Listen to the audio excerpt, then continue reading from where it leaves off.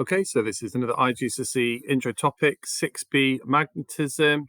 So we're looking at magnetic behavior as part of this. So magnets repel and attract each other, magnets, and attract magnetic substances. So you can see north and north will repel and north and south attract.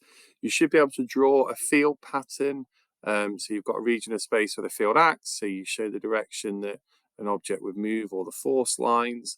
They shouldn't ever join. You should have an arrow on. The more that there are in a space, the stronger the field. So there it's very strong. Here it's quite weak. You should be able to show a north and south and a north and north. And the easy way to remember it is, where do birds fly in the winter? Well, they go south, north to south. So from England, they go to Africa where it's warmer. So the direction must be north to south. Often we have red for north and grey or blue south, but that's not always the case. Induced magnetism, so if I place a material in a magnetic field like an iron nail, it will itself become a magnet and then attract to other nails. So that's called magnetic induction.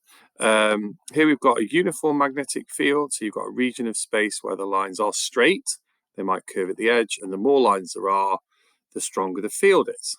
Charged particles, so particles such as alpha to gamma move through a magnetic field shown by the crosses, and they might curve or go in a straight line. So if they are charged particles, they tend to curve one way or the other, and depending on their charge to mass ratio, they will curve more or less. So you can tell whether it's alpha or gamma, which goes straight on.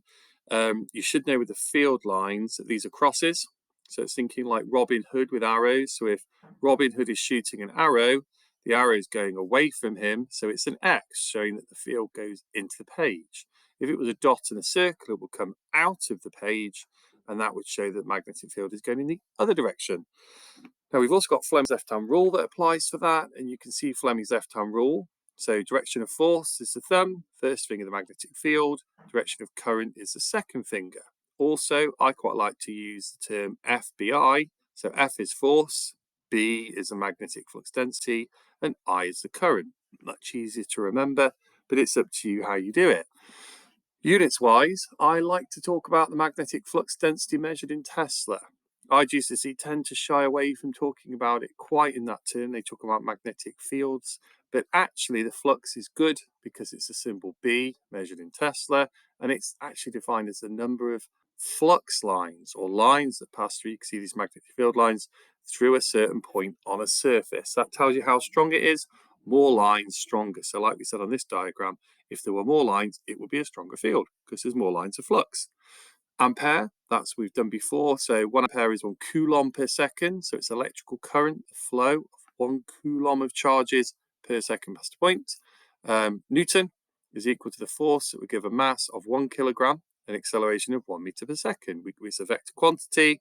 We use the formula F equals ma, or F over m is a. 1 Newton is 1 kilogram meter per second squared, or / second squared. So there you go. That's the introduction to magnetism 6B.